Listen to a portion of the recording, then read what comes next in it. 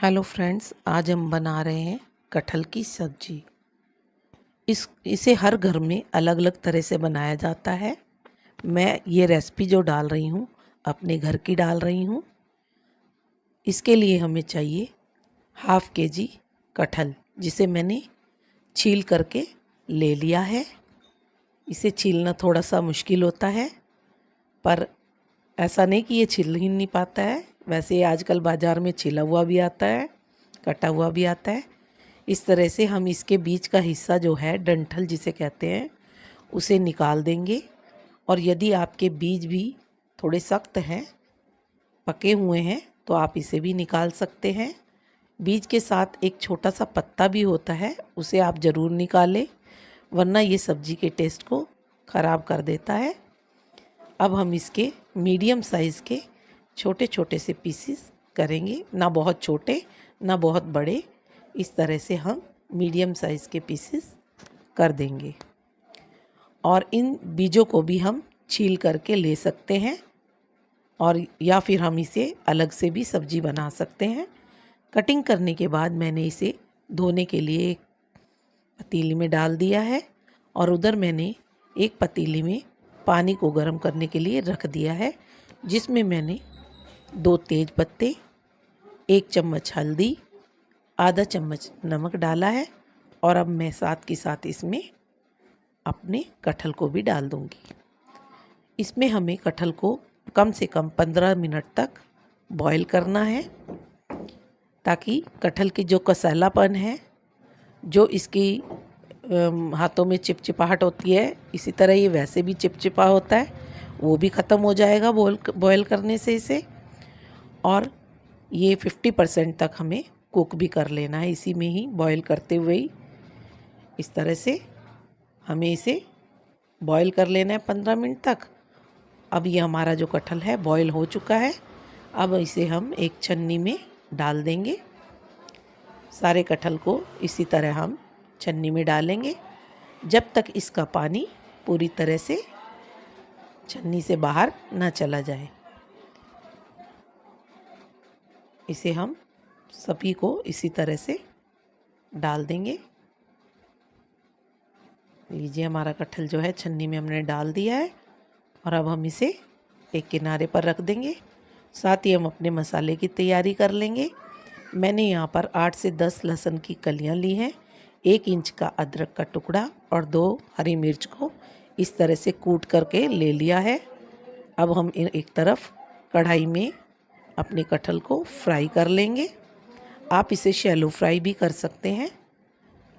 Non stick pan में आप थोड़ा सा ऑयल लेकर के इसे उलट पलट करके भी शैलो फ्राई कर सकते हैं।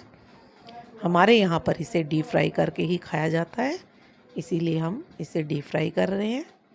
इस तरह से जिस तरह हमने इसे बॉईल किया है, इसमें नमक का टेस्ट भी आ गया है, तेज पत्ते का टेस्ट भी आ गया है, और इसका कलर भी बहुत अच्छा हो गया है। देखिए, इस तरह से हमें इसे गोल्डन ब्राउन होने तक फ्राई करना है। और एक तरफ हम अपने साथ के साथ तड़के की भी तैयारी करेंगे। इस तरह से हम इसे हिलाते रहेंगे और साथ के साथ हम तड़के की तैयारी करेंगे। हमने अपने एक तरफ फ्राई पैन रख दिया है, जिसमें मैंने सरसों का तेल लिया है। 2-3 टेबलस्पून जो है इसमें सरसों का तेल डाल रही हूँ मैं। सरसों के तेल में इसका टेस्ट बहुत अच्छा लगता है। अब इसे हम अच्छी तरह से गरम करना है। गरम करने के बाद हम थोड़ी देर के लिए अपनी गैस को बंद कर देंगे, ताकि ऑयल का टेम्परेचर नॉर्मल हो जाए। फिर हम अपने गैस को खोल करके उसमें अपने अदरक, लहसुन और जो मिर्च का पेस्ट बनाया है हमने कूट करके, वो डाल देंगे हम, और इसे लाइट ब्राउन करेंगे इस तरह से।